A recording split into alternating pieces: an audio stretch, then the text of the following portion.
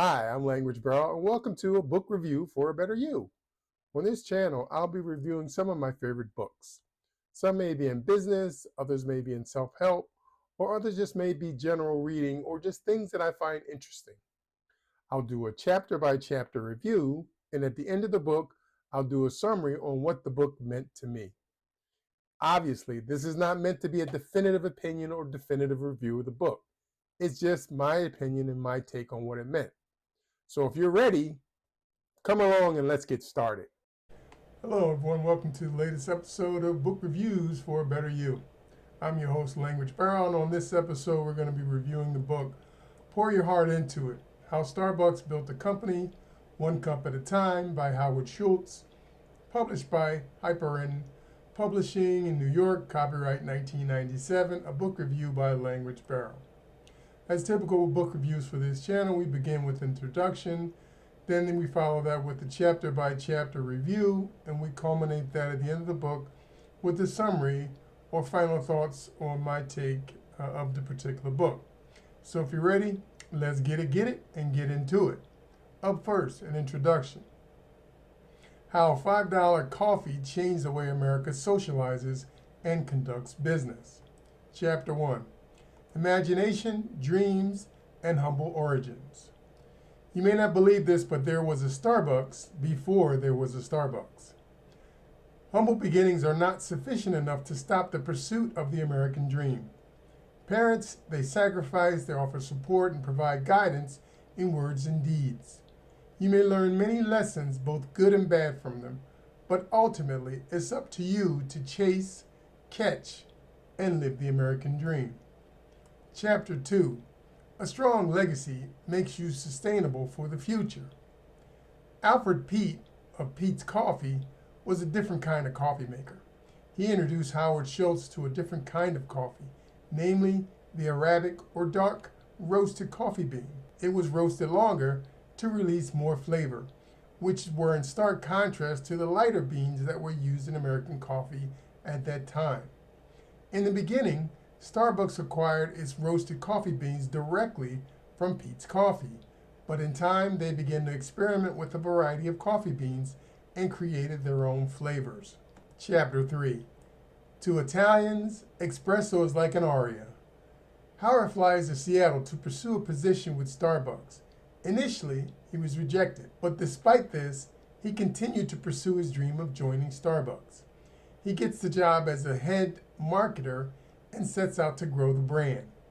During a trip to Milan, Italy, he experiences Italian coffee culture, and this sets Starbucks on a new and exciting journey.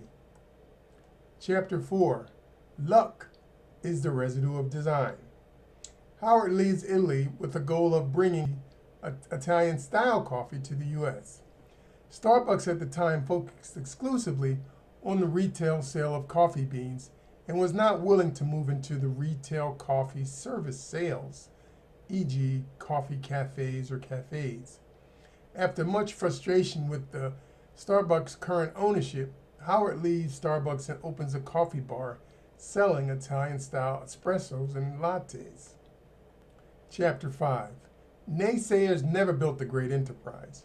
Howard opens Il Giornale coffee bar. In search for investors, he encounters many no's. Of the 247 pitches to investors, he received 217 no's. In pursuit of a dream, people will laugh and say you're crazy, and many will waste your time and energy. The takeaway lesson: you've got to believe in what you're doing to survive your darkest hours. Chapter 6. Imprinting the company's values. Be true to your values at the start. Hire people who believe in your mission and your values and trust them to do their jobs. Il Giornale's coffee bar was a success. However, when Starbucks began to struggle, Howard attempted to buy it. During his pursuit of investors, one of them attempted actually to purchase Starbucks on a side deal. Howard managed, however, to purchase Starbucks, and Il Giornale was folded into Starbucks. Chapter 7. Act your dream with open eyes. Howard takes control of Starbucks and discovered that the morale was at an all-time low. He met with Starbucks employees to discuss plans for the future and present his values and his mission for the company. The name Il Giornale disappeared and all stores were rebranded as Starbucks. Over time, morale improved and employees voted to decertify the union. Chapter 8. If it captivates your imagination, it will captivate others.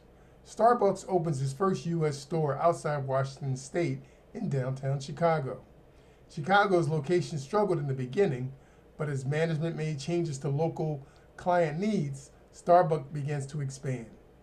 The rapid expansion and success of Starbucks was partly due to its coffee, but also due to the creation of it as a third place.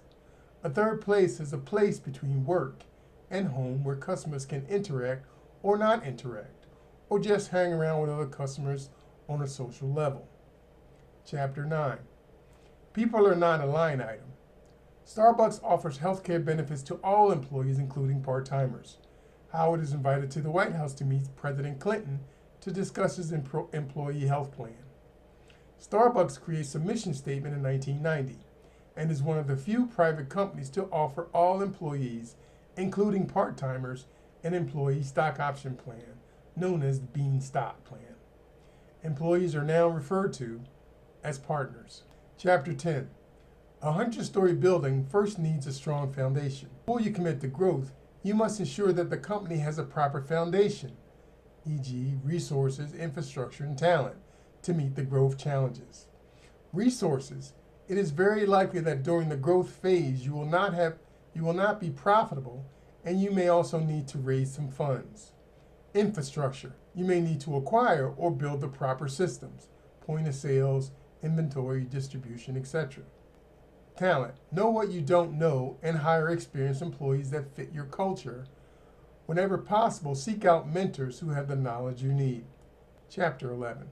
Don't be threatened by people who are smarter than you. In life and in work, we usually prefer to associate with people who think and act as we do. And in business, this can be a fatal flaw. Especially in a leadership position, you'll need to have trusted people around you who see the world differently and who have the freedom to express those different views and challenge your ideas, plans, and actions, especially when they are not right for the company's well-being. Hire people for value and character. Don't hire for accommodation. Make room for honesty to breathe and thrive. This may result in a change in strategy, direction, or process, which could be very beneficial to the company. Chapter 12. The value of dogmatism and flexibility. When you believe, what you believe and why you believe will impact the company. As a business grows or stagnates, you must be willing, able, and flexible enough to evaluate needed changes that help to improve the customer experience without changing the company's values. Chapter 13. Wall Street measures a company's price, but not its value. Starbucks looks for an investment bank to go public in 1992. Investment banks focus solely on the numbers, making it difficult at times to assess the company's value when assessing its value. During the IPO, Starbucks selected an investment bank that examined who they were and what they stood for beyond the numbers. When a company goes public, Wall Street focuses on numbers, leading the stock price to fluctuate frequently and rapidly without significant change in the business. Howard learned quickly to manage the business, not the stock price. Chapter 14. As long as you're reinventing, how about reinventing yourself? As Starbucks grew nationally, its leadership, Howard, had to learn to reinvent himself along with Starbucks. Starting as a dreamer, then as an entrepreneur, a professional manager, ending as a corporate leader, Howard had to be open to change. Starbucks grew from a coffee roaster to a retail coffee sales. It created prepared bottle drinks, Frappuccino, to be sold in outlets outside of Starbucks retail stores. The tricky bit was doing all this without compromising who they were or the reason for which they were created. Chapter 15. Don't let the entrepreneur get in the way of the enterprising spirit. Be open to new ideas from frontline workers who are close to the customers. The idea for the creation of the Frappuccino drink in Starbucks in-store music CD sales were suggested and created by staff members based on feedback received from store customers. Starbucks created a culture and environment that fosters new ideals and innovation from store partners. Chapter 16. Seek to renew yourself even when you're hitting home runs. As in sports, so as it in business. Even champions cannot rest on past accomplishments. The only constant in life is change, and there is no better time to grow than when you're on top. Starbucks ventures into the ice cream business and also partners with Pepsi to produce a bottled coffee drink that can be sold in retail outlets outside of Starbucks. Chapter 17. Crisis of price, crisis of value. What happens during a crisis? Will the company survive, stay afloat, or thrive? In June 1994, Starbucks faced a coffee shortage crisis. The plan was to buy available coffee at a higher price to avoid highly inflated future prices. Unfortunately, this did not help as prices suddenly dropped, leaving Starbucks with an inflated coffee inventory. Instead of raising prices, they decided to recapture these costs through improvements and innovation in the back room. That includes accounting, legal, finance, production, etc., which in the long run provided the added benefit of strengthening the company against future crises. Chapter 18. The best way to build a brand is one person at a time. The best way to build a great brand is to begin by building a great company. This begins first with employees, the product, then with the customer. In the early stages, word of mouth by customers was critical. Always being true to your employees, the customers, and being a vital part of the community helps the company to gain trust in the community. As the business grows, you may need to promote your message to larger audiences via a marketing department or agency. At all times, a company should remain authentic to those who they employ and serve. Chapter 19. 20 million new customers are worth taking a risk for. Starbucks partners with United to provide in-flight coffee. Initially, the relationship was rocky, but with time and resources, it worked out well for both parties concerned. Companies with strong brands must do their due diligence with potential partners to ensure that the brand is not damaged due to a partner's business practices or philosophy. Chapter 20. You can grow big and stay small. It is very difficult for large growing companies to remain true to their values. The public has the perception that large companies are impersonal and exist solely to increase market share or to generate profit. Starbucks fights against this perception by hiring partners who share their values and work toward their mission. Starbucks believes that if you invest in your people and strive to make them happy, your employees will strive to make your customers happy, who in turn will make your shareholders happy. Chapter 21. How socially responsible can a company be? Being a socially responsible company means different things to different people. For example, resource support to worthy causes, being environmentally aware, etc. Many companies struggle to find the right fit that is in line with employees, customers, and shareholder values. Starbucks is committed to a philosophy of seeking out ways to be a better community partner and meet its commitment to employees, customers, and shareholders. Chapter 24. How not to be a cutter chain. How to remain innovative and creative when you are a large company opening multiple stores per year and trying to stay on budget. These were the challenges facing Starbucks in the summer of 1992.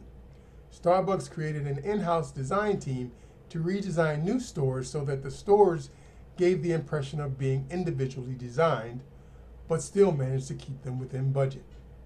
This enabled Starbucks to reduce store development time from 24 to 18 weeks, and as a result, reduce the average cost of opening new stores significantly.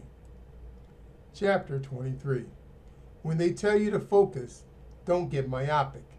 When things are not going as planned, for example, meeting projected profits, internal or external targets, it's easy to lose track of long-term goals and targets. It's normal to look for immediate solutions and fixes. However, the larger the company, the harder it will be to make quick changes or course corrections. Should the leader be transparent about challenges facing the company or keep this information private and focus strictly on inspiring the troops? There are benefits and challenges to both forms of leadership, and it will be up to the leader to decide which is in the best interest of the company. Chapter 24. Lead with your heart. Living and practicing your values, both as a company and as a person, at sometimes can be very difficult. Wrapped in these inherent difficulties and challenges is the place where leaders find the inspiration and rewards needed to move others toward their best. Summary, takeaway. What are my final thoughts on the book? If I'm being totally honest and transparent, I must admit that I am not a particularly huge fan of Starbucks. I have been to Italy and other European countries and experienced coffee culture firsthand, and Starbucks is nothing like that. After reading the book, however, it is very difficult not to be impressed by all the hard work and achievement of Howard Schultz in making Starbucks one of the most widely recognized brands around the world. And remember, when you continue to pour good things into yourself, eventually, with time and patience and perseverance, good things will pour out. Again, I'm Language Barrel. Thanks for stopping by. We'll catch you on the next episode. Ciao for now.